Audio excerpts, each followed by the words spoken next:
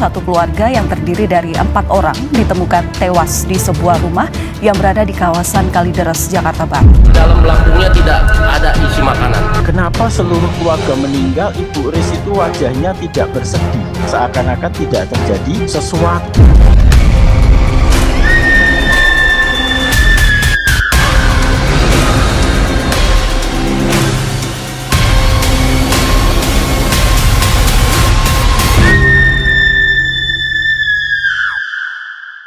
Hey guys, it's Nessie and welcome back to Neror. Sebuah berita baru aja muncul dan menggemparkan seluruh Indonesia, especially social media. Di sebuah rumah di daerah Jakarta Barat, ditemukan satu keluarga yang semua anggotanya ditemukan sudah tidak bernyawa dalam kondisi yang cukup mencurigakan. Jasad mereka sudah mengering dan dikatakan hanya tersisa kulit dan tulang belulang. Malam ini karena banyak request dari kalian, kita akan bersama-sama membahas di Neror misteri kematian keluarga di Kalideres. So without any further ado, stop senyum-senyum, cause it's about to go down.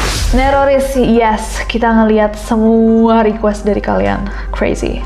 Langsung aja. Jadi baru aja beberapa hari yang lalu, tepatnya pada Kamis 10 November tahun 2022, seorang ketua RT di sebuah perumahan di Kalideres, Jakarta Barat itu mendapatkan sebuah laporan, guys. Laporannya adalah tercium bau tidak sedap yang datang dari salah satu rumah di perumahan mereka. Setelah mendapatkan laporan itu, sang ketua RT ini langsung telepon polisi. Polisi datanglah ke rumah tersebut, dan ketika mereka tiba, ternyata pagar dan pintu dari rumah tersebut itu masih dalam kondisi terkunci. Karena masih kekunci, akhirnya pintu sama pagarnya itu dibuka paksa sama polisi, dan masuklah mereka ke dalam rumah ini. Dan betapa terkejutnya polisi ketika mereka masuk, mereka menemukan gak satu, gak dua, tapi 4 anggota keluarga yang tinggal di rumah itu sudah dalam kondisi tidak bernyawa. Keempat jasad yang ditemukan itu langsung diidentifikasi sebagai Rudianto Gunawan, RG, seorang bapak berusia 71 tahun, Margareta Gunawan atau RM, istrinya RG yang berusia 66 tahun, Dian, DF, anaknya RG sama RM yang berusia 42 tahun, dan Budianto Gunawan atau BG, adiknya RG yang berusia 68 tahun. Nah, keempat jasad ini ditemukan di lokasi yang berbeda-beda di rumah itu.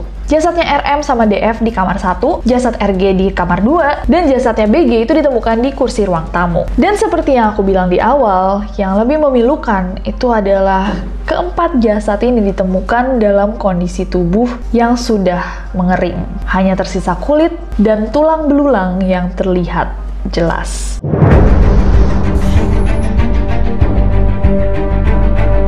Keesokan harinya pada 11 November, polisi akhirnya melakukan otopsi nih terhadap jasad-jasad yang ditemukan. Menurut pemeriksaan tim forensik, keempat jasad ini diduga sudah tewas lebih dari 1 minggu sebelum tubuhnya ditemukan. Berdasarkan keterangan dari dokter forensik bahwa kematian ini dari 3 minggu yang lalu. Dan detail yang lebih penting, waktu kematian mereka itu berbeda-beda. Tapi pada sekujur tubuh jasad-jasad tersebut itu nggak ditemukan satu pun bekas luka penganiayaan.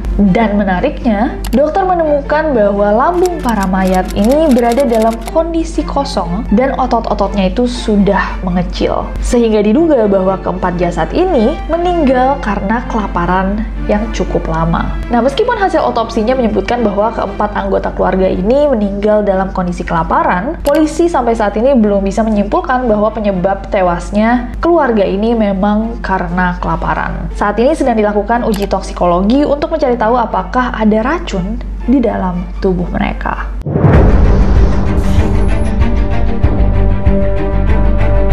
Masuklah kita ke penyelidikan. Jadi selama penyelidikan, polisi itu menemukan beberapa temuan yang ada di TKP. Saat keempat jasad ditemukan, polisi itu menemukan rumah yang masih dalam keadaan rapi, nggak berantakan sama sekali. Dan ditemukan juga bercak darah dimanapun.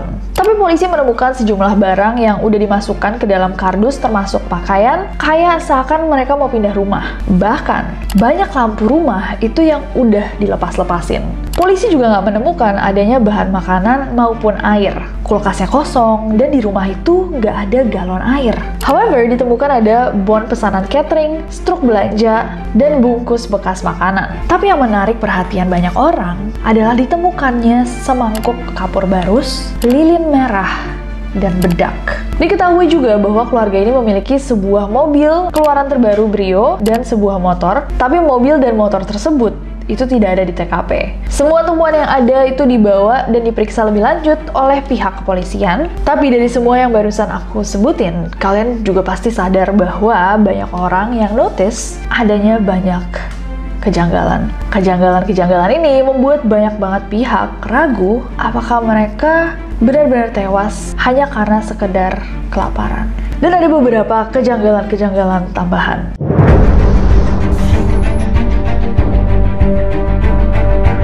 Yang pertama adalah keterangan dari kerabat. Jadi pada 13 November, adik kandungnya RM yang berinisial RA itu memberikan keterangan pada Kompas. Dari keterangan-keterangan yang dia berikan ada beberapa yang caught the public's attention. Pertama, saat diwawancarai, suaminya RA, R, itu mengaku bahwa dia sudah tidak berkomunikasi sama keluarga korban. Jadi keluarga yang meninggal ini, keluarga istrinya, itu selama 20 tahun. Sementara istrinya, si RA, itu udah putus komunikasi sama keluarganya sejak 5 tahun yang lalu. Baik Bapak, mungkin bisa diceritakan juga bagaimana interaksi Bapak dengan keempat korban kemarin. Apakah intens atau mungkin sudah sempat kehilangan kontak beberapa waktu ini? Kalau dengan saya pribadi, itu sudah lebih dari 20 tahun tidak pernah ada komunikasi sama sekali. Tapi dengan istri saya, mungkin sekitar 5 tahun yang lalu masih sering WA mengucapkan selamat ulang tahun.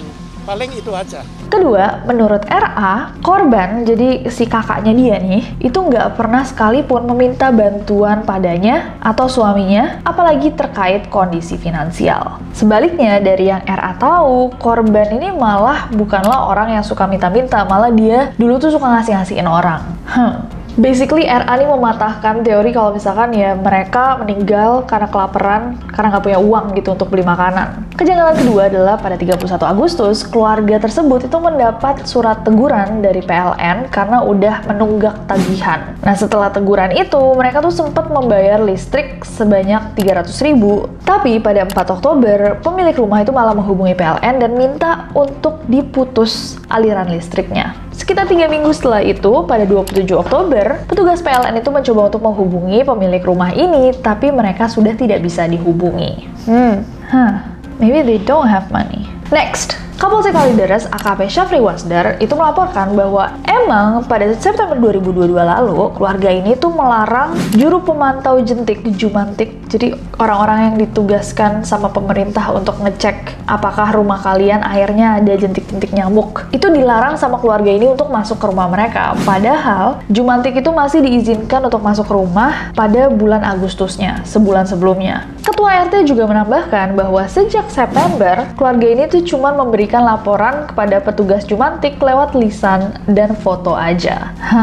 Next. Sekitar 2-3 bulan lalu, tetangga juga melaporkan bahwa mereka tuh sempat sadar bahwa keluarga ini memiliki kebiasaan-kebiasaan yang cukup bisa dipertanyakan. Aneh, for lack of a better word. Sang anak, si DF, itu pernah kelihatan berjalan dengan kaki yang terikat plastik hitam. Karena melihat kejanggalan itu, salah satu tetangga tuh sempat nanya, kayak, kakinya kenapa? Tapi DF ini tidak meresponnya. Next. Nah, tetangga sebelah rumah korban itu mengaku bahwa mereka tuh udah mencium bau busuk dari rumah itu sejak Februari atau Maret lalu. Hanya aja bau busuk itu cuman kayak lewat gitu loh guys, kayak sekelebet. Dan gak lama bau busuknya tuh menghilang. Tapi baru kembali tuh ya kayak bau busuk yang nyengat banget itu pada November. Beberapa hari sebelum akhirnya korban ditemukan. Nah, poin ini sempat membuat kita semua di sini kayak, Karena kalau menurut hasil otopsi, jasad-jasad ini kan diperkirakan baru aja meninggal sekitar seminggu sebelum akhirnya ditemukan. Tapi, bau busuk itu udah tercium dari Februari. Jadi, bau apa itu? Next. Nah, menurut tetangga yang tadi, bau nyengat itu kan udah kecium dari Februari. However, menurut kesaksiannya ketua RT, dia terakhir kali ketemu sama keluarga ini tuh saat penyemprotan disinfektan sekitar 3 bulan yang lalu, berarti bulan Agustus. Dan di 5 September, Pak RT tuh sempat berkomunikasi via chat sama korban DF dan mengingatkannya untuk membayar listrik supaya nggak keputus listriknya. Dan pada saat itu DF masih membalas pesannya. Selain itu, salah satu tetangga itu juga mengaku pernah melihat keluarga tersebut memesan makanan secara online sekitar 3 minggu sebelum jasad mereka ditemukan.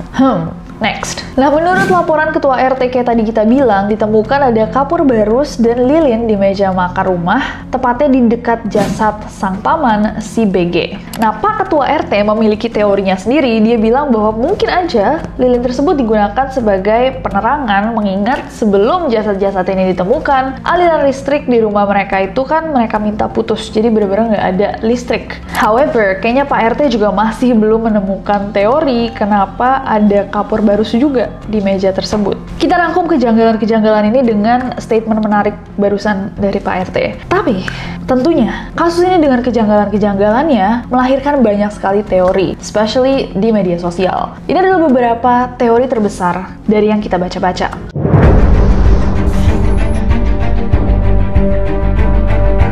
Teori yang pertama dipercaya sama banyak banget orang adalah bahwa keluarga ini adalah penganut sekte tertentu. Salah satu pengguna Twitter, username sama fotonya kita akan blur karena ternyata akunnya di lock, maybe he doesn't want to be found. Tapi ini teorinya sangat menarik. What if keluarga yang di Kalideres itu sedang menjalankan puasa? Ada jenis puasa yang ekstrim. Puasa Salekhana atau Samadhi Marana biasanya dilakukan oleh pengikut Jainisme. Berpuasa tanpa makan dan minum hingga kematian menjemput. Ada bedak bayi dan banyak kapur barus. Jadi dia memiliki dugaan mungkin saja keluarga ini merupakan pengikut sebuah kepercayaan yang lagi berkembang di India yang bernama Jaina. Jadi mereka punya puasanya sendiri, tapi puasanya tuh lebih ekstrim daripada puasa-puasa di kepercayaan lain. Menurut kepercayaan mereka, untuk mencapai tingkat tertinggi dalam kehidupan keagamaan, mereka harus menjalankan puasa sampai mati secara sukarela dengan mengurangi asupan makanan dan minuman secara bertahap. Nggak cuma berpuasa, ajaran Jainisme ini juga menarik semua aktivitas fisik dan mental. Ada yang menambahkan juga seorang pengguna Twitter dengan username pengen KNL. Banyak yang janggal terkait penemuan terbaru. 1. Di rumah tersebut ditemukan lilin merah, kapur barus, dan bungkus bedak bayi. 2. Berdasarkan berita TV One ditemukan juga buku dan CD terkait sekte tertentu. However, yang berita TV One ini kita cari belum ada sama sekali. Jadi kalau misalnya kalian tahu, boleh banget ditulis di bawah. Dan 3. 2 bulan sebelum kasus ini ditemukan, tetangga sudah mencium bau. Kalau dari keterangan yang kita dapatkan, bahkan sejak Februari ya, udah ada bau-bau aneh. Aku sama NCC mencoba untuk mencari apa kaitannya kayak lilin merah, kapur barus di dalam mangkok, sama bedak bayi. However, sampai saat ini kita masih belum menemukan ajaran-ajaran yang berkaitan sama 3 hal itu. Kalau misalkan kalian tahu something else, boleh banget ditulis di bawah. Teori yang kedua adalah pembunuhan. Nggak dikit kasus-kasus kematian yang ternyata adalah inside job. Nggak dikit juga orang yang percaya bahwa ada sesuatu yang sedikit off atau janggal sama si anak DF. Teori yang satu ini diperkuat sama beberapa fakta. Salah satunya adalah, jadi di 3 jasad lainnya itu ditemukan ada kapur barus dekat mayatnya, dekat jasadnya. Dari temuan tersebut, dokter forensik sama pihak berwajib itu percaya bahwa kapur barus itu diletakkan dekat jasad-jasad ini untuk menutupi bau dari jasadnya, obviously. Menurut wali kota Jakbar, yang I hope dia dapetin data ini dari pihak forensik, yang pertama meninggal itu dari anggota keluarga ini adalah si bapak, disusul sama si ibu, kemudian paman, baru yang terakhir itu si DF. Kenapa dari semuanya yang diduga membunuh itu adalah si anak?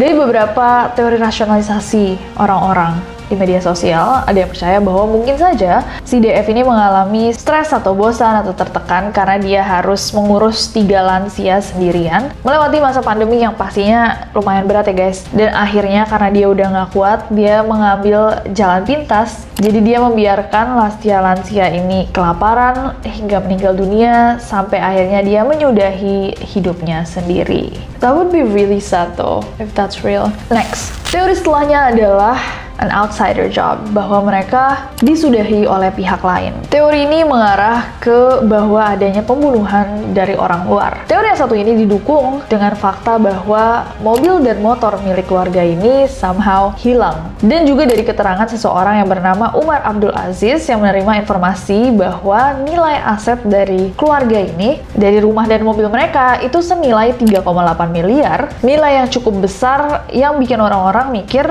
nggak mungkin mereka mereka sampai meninggal kelaparan karena tidak punya uang. Nah, dari fakta-fakta ini muncullah teori yang bilang bahwa mungkin saja ada orang luar nih yang tapi cukup dekat sama keluarga ini dari stratanya yang membunuh mereka dan mencoba menutupi jejak mereka dengan membuat seolah-olah keluarga ini tuh benar-benar udah pindah dan meninggalkan rumah mereka aja. Basically mungkin ada family members lain yang mau coba distancing gitu loh setelah mereka nih selesai. Nanti mereka pasti akan dihubungi ketika waktunya kayak, oh ya keluarga Anda sudah meninggal, hartanya turun gitu.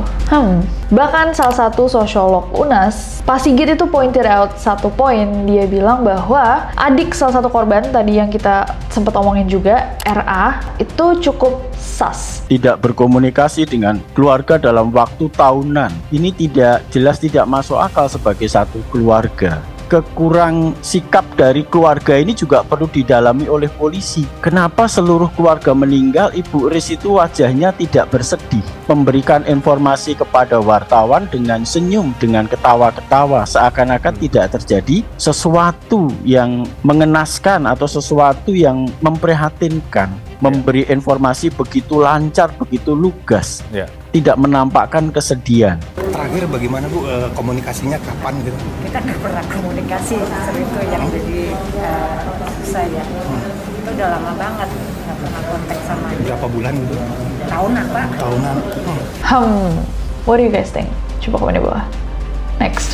Oke guys, dan ini teori yang terakhir. Teori yang terakhir ini sebenarnya datang dari diskusinya NCC. Jadi, berbasis kasus-kasus yang pernah kita bahas di Neror sebelumnya, mungkinkah kasus ini berhubungan dengan shared psychotic disorders atau gangguan psikotik bersama? Dalam psikologi ini adalah sebuah penyakit mental tidak biasa yang menyebabkan seseorang dengan kondisi mental yang baik itu percaya akan delusinya orang lain yang memang memiliki gangguan psikotik. Simpelnya, shared psychosis ini adalah kondisi di mana seseorang yang sebenarnya sehat, normal, itu mulai percaya akan delusinya orang yang nggak sehat. Seperti yang kita pernah bahas bersama di kasusnya Bu Rari, di mana ada satu keluarga di India yang kepala keluarganya itu benar-benar percaya bahwa mereka itu mendapatkan pesan dari Yang Maha Kuasa untuk menyiksa dirinya sampai akhirnya tuh mereka semua mengakhiri hidupnya bareng-bareng. Gantung diri bareng-bareng pakai selendang warna-warni. Nggak cuma dari kasusnya Bu Rari, kita juga pernah bahas satu kasus yang akhirnya dijadikan inspirasi buat film Incantation. Kasusnya keluarga Wu di Taiwan yang salah satu anaknya, anak tertua mereka itu percaya bahwa ada evil spirit yang datang ke dia, sampai satu keluarga ini akhirnya semuanya percaya akan delusi itu dan benar-benar nyiksa diri mereka untuk mengeluarkan evil spirit yang mereka percaya ada di dalam mereka. Sampai minum urin sendiri, makan kotoran sendiri, pukul-pukulan, siksa-siksaan, hancur banget. Dan obviously kita nggak akan diagnose dari jauh orang-orang yang kita tidak kenal ini, tapi mungkinkah jadi sebagai salah satu teori, salah satu dari mereka memiliki delusion yang akhirnya di-share ke satu keluarga karena mereka juga udah tinggal bareng-bareng untuk waktu yang sangat lama. Pastinya juga trust levelnya tinggi satu sama lain. Di umur yang udah cukup tua juga, umur-umur spiritual, keluarga yang cukup tertutup, bahkan gak ngomong sama anggota keluarga lainnya sampai 20 tahun. Dan ditambah kesaksian bahwa anak paling mudanya juga pernah memiliki kelakuan yang cukup aneh seperti pakai sepatu apa tadi? Plastik hitam di kakinya, jalan-jalan tapi begitu ditanya nggak menjawab. Guys, setelah videonya selesai di-shoot, aku baru menemukan salah satu teori konspirasi juga yang sangat menarik. Ini di-post di Quora oleh akun bernama Arianto. Jadi, Kak Ari ini nulis, di bawah pertanyaan apa tanggapanmu mengenai kasus ini? Dan dia bilang bahwa jawaban saya tidak menjawab pertanyaan. Tapi secara singkat, korban kemungkinan besar meninggal karena racun. Ini adalah pendapat pribadinya dia. Racun, specifically racun yang tidak digolongkan ke dalam racun dan dapat terurai dengan sendirinya. Dia bilang, saya mengikuti berita ini di internet dan dikatakan bahwa di TKP banyak ditemukan bon bedak bayi. Bedak bayi talcum memiliki komposisi kimia seperti berikut dan merupakan moisture absorbent yang baik, dalam arti menyerap air dan kelembapan.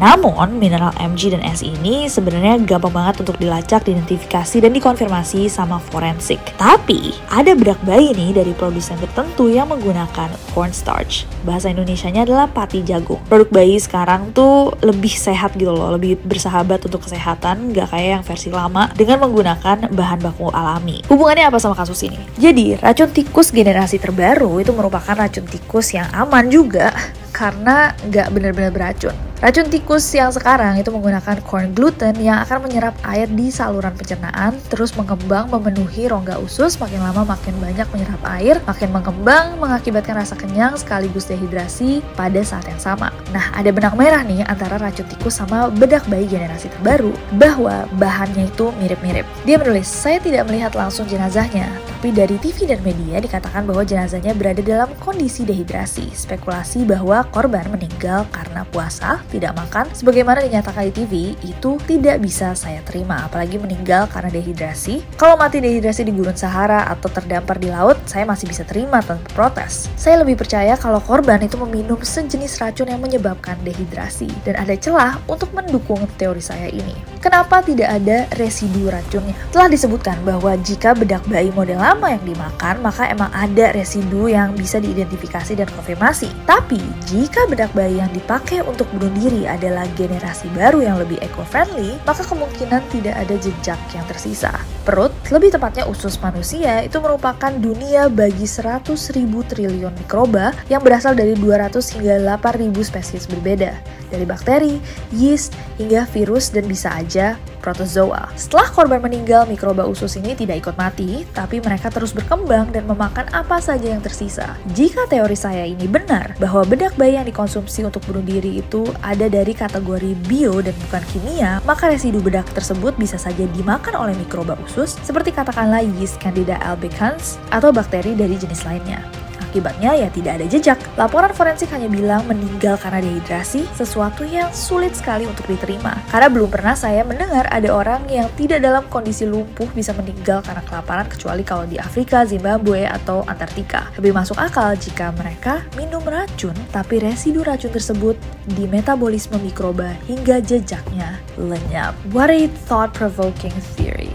Gimana menurut kalian teorinya Kak Arianto ini, guys? Dan apakah kalian mengetahui ada informasi yang bisa mendukung teori ini? Siapa tahu ada dari kalian yang mengenal salah satu korban, mungkin mereka bekerja di bioindustry or something, yang mungkin tahu informasi ini dan menggunakan informasinya untuk melakukan aksinya. So far, apakah ini teori yang paling kuat? Coba kalian komen di bawah.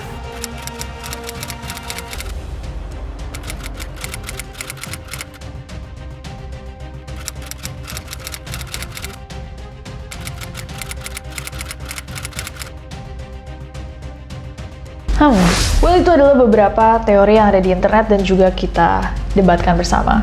Mana menurut kalian teori yang paling kuat? Atau kalian sadar sesuatu yang kita nggak sadari dan memiliki teori lainnya? Boleh banget kalian tulis di bawah. It's a very strange case. Kasusnya cukup menarik. So, komen di bawah pendapat kalian. Dan terima kasih semuanya yang sudah request video ini. Kalau kalian rasa video ini cukup informatif, boleh banget di like, komen di bawah apapun yang kalian mau. Dan subscribe ke channel ini, juga nyalain notification ya, biar kalian tahu kalau misalkan aku upload video baru. Karena aku gak sabar guys buat ketemu kalian lagi. Ayo kita ke 10 juta.